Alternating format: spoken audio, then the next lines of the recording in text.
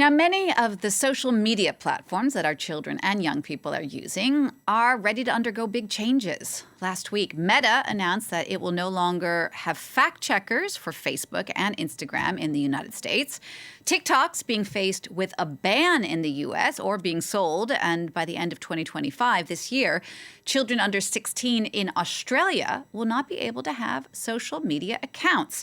With all of these changes and challenges, the big question is, what can parents do to protect their children while ensuring that they continue to find good opportunities online? We're going to talk about that now with Dr. Elizabeth Milovidov, who joins me now on set. She's a digital parenting expert and thought leader on online safety and well-being. Elizabeth, thank you for coming on. Thank you, Gina. It's always great to have you on the show. So let's start at the beginning. What kind of harm might families be facing in light of all these changes? I mean, first of all, explain this announcement from Meta. What does it say exactly? Right. So I think it's really important. The basics is that there's been a change in moderation policy. So that means that Meta, which owns Facebook and Instagram and WhatsApp, they are going to allow more speech and more content. And so what we don't quite know is that's going to look like. They're also going to take away third-party fact checkers. And so this is what keeps these platforms safe, is knowing that, the content that's out there is being fact checked. And then lastly, they're adopting a new system called Community Notes, which is something that X has, which basically allows the contributors, the people who are on the platform, to sort of fact check themselves. So you can see how this can take us down into some dicey situations. But I think what's really important for parents and caregivers to understand is the consequences of these actions. It just means a lot of harmful content is going to be out there because we won't have moderation, we won't have fact checking. So that means things like more misinformation, where we just don't know if it's true. It means that there's more of a possibility of cyberbullying because kids will be able to say, and young people and adults will be able to say whatever they want without being moderated.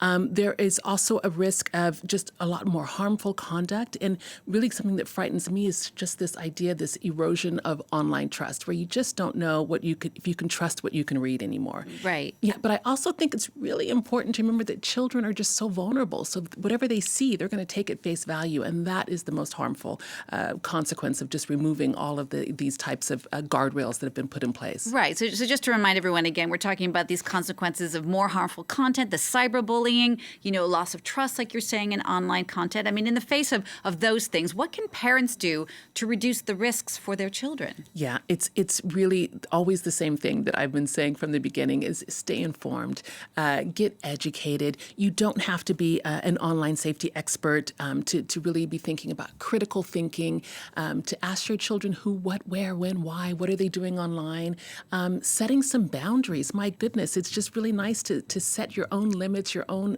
expectations and values for your family. And I think really something that is truly important is always encouraging that positive and responsible use of technology because we are in it. And so we have to find ways to sort of surmount all of these issues and challenges. All right. Well, give us some specific examples about all of this. I mean, for example, setting boundaries. I mean, what can parents do specifically? Yeah, sure. So I think specifically it's talking to your children. So, for example, misinformation, explaining the difference between misinformation and disinformation, right? Misinformation just means it's wrong, falsely wrong. Disinformation is that it's deliberate. So I always tell my own kids they're trying to dish you, and this way they keep it in their minds about disinformation. That's good. Disinformation with a D, deliberate. I'm going to remember exactly. that. Again, that fact checking where you can do this with your children. You can go on different websites like Snopes, for example, or others, and you can just say, what do you think is the meaning of this? Who do you think is the target? Who's going to benefit?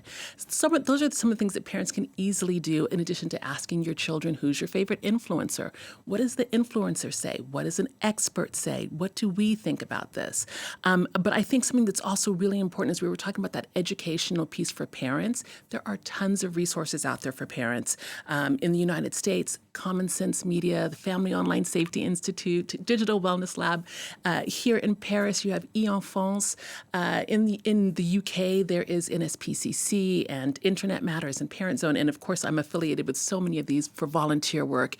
One of my favorites is in Australia for the e-Safety Commissioner. So there's really, parents have no excuse not to roll up their sleeves and get those resources. Just very briefly, and I'm going to just throw this at you. What do you think about that decision in Australia to completely ban social media up to 16? Yeah, well, let's not forget that it's up until December 2025, so it's not quite 100% Very there late. yet. I think that they will sort of revise it and revisit it, and they have to, because really this is like water, right? It's just out there, and we just can't limit our children and say, you're never going to get near water again. We have to teach them how to swim safely. Elizabeth, we just have a minute left. I mean, it looks like there's going to be a lot of challenges ahead, as there always are for parents when it comes to social media. I mean, and any last tips for parents out there? For sure. Don't panic.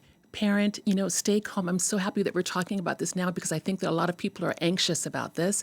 And really, it's the same thing. We just have to talk with our children and guide them through this, be their digital guardians. And we can do it, Jeannie. All right. We can do it. Be the digital guardians, and we can get all the help that we need by checking out your website, ElizabethDigitalParentingCoach.com. Check out Dr. Elizabeth Milovidov. Lots of great tips on the website as well. And thank you, as always, for coming in. It's always great to have you. Thank you.